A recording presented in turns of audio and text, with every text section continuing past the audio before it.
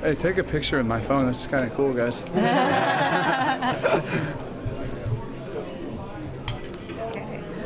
Well, Luke, talk about obviously getting your first UFC win. How did that feel for you? I mean, obviously you guys can tell I was very emotional. This has been a very, very long, hard road. I've been in this sport for 10 years, you know what I mean? And I've always been a part of a high-level training camp. I've always had, you know, pretty high-level coaches. I've just had some bad luck about getting back here. I kind of tasted it a little bit back in 2008, was it? Yeah. Mm-hmm. So, I mean, that's 6 years ago, you know what I mean? And I was the first season that they basically had cut everybody that didn't make the semifinals. We didn't get an opportunity to fight on the finale. And I've had a long list of injuries. I've had ups and downs. I could put together a couple fights and then I'd get injured and have to go have surgery and take a year off or 2 years off or something like that. So it's so emotional for me. You know, I've been through this. My wife has stuck right by my side through the entire time and, you know, been a huge support system, my family, my friends, my coaches. I mean, I have these great people around me, and I guess, you know, for me it gets a little emotional just to finally be able to, you know, go out and accomplish something that I set my mind to, and I had so many people supporting it. So. Sense of validation for what you've been working for all these years. Absolutely. I mean, shit. Sorry. A couple weeks ago, like before they called me, I mean, I had the last fight on 11 days notice, and right before that, I almost hung it up and just decided to start boxing. Honest to God, like, and it's like as soon as I stopped thinking about the UFC and coming back here and wanted to see if I could do anything in the boxing world, boom, the phone rings. You know, it's like as soon as I didn't want it anymore, it's not that I didn't want it, but it's like I kind of gave up on it for a second. And, you know, I got the phone call. I took a fight on 11 days notice. And, you know, it didn't turn out very well down in Florida, but I had a full training camp for this.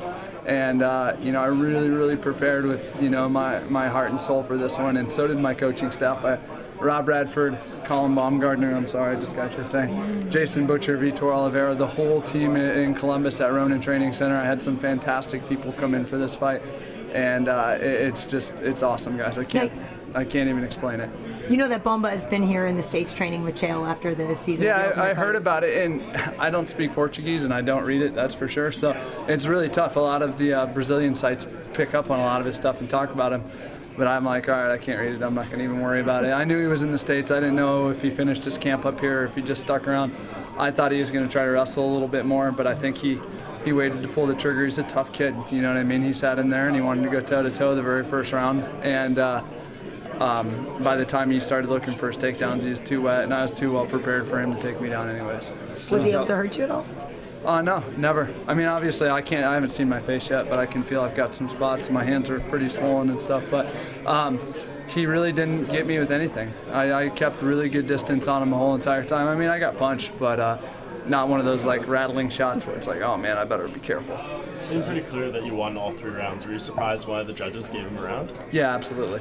You know, not to be cocky or anything like that. I just felt like I was clearly the winner of all 3 rounds. What was the game like going into that 3rd round and what your corner is telling you? You know you're up 2 rounds and just essentially 5 minutes away. Well, these guys know. I mean, they know me. Like, I kind of get that you know, that guy mentality where I balls up a little bit sometimes, and if somebody wants to sit there and throw down with me, I'm going to throw down, and that's the biggest thing we worked on the whole entire time is never get in that, you know, don't get in that like macho, like I'm tougher than you type competition. Let's just stick to the game plan from front to finish and, you know, look for the finish, but don't go chasing it. You know, that's the worst thing that can happen to a guy is they go out and they clearly win, you know, the first 2 rounds and then boom, they get dropped in the last round or something like that. That would be too heartbreaking for me. So I stuck to my guns and, you know, we stuck to a great game plan that the coaches over there all put together for me, and it worked fantastic. It's very rare to see someone who was on Tough way back then, 2008. It was a long time ago, wasn't it? Tough 7. Yeah. To see them get a shot in the UFC, you know, several years later, what kept you going? What kept this dream alive? I mean, I've been an athlete my whole entire life, you know what I mean? And I was raised around athletics. It's been a huge part of my life. I'm probably one of the most competitive people that you'll ever meet. And when I set my mind to something, I want to do it. You know, like even after Tough, I went through like this little depression because they'd never cut guys before without letting them get an opportunity to fight on the finale. When you have your own training camp and everything, you get to work with your own coaches and you actually prepare for somebody.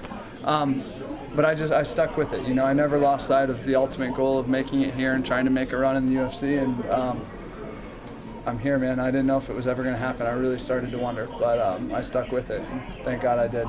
Do you still want to box?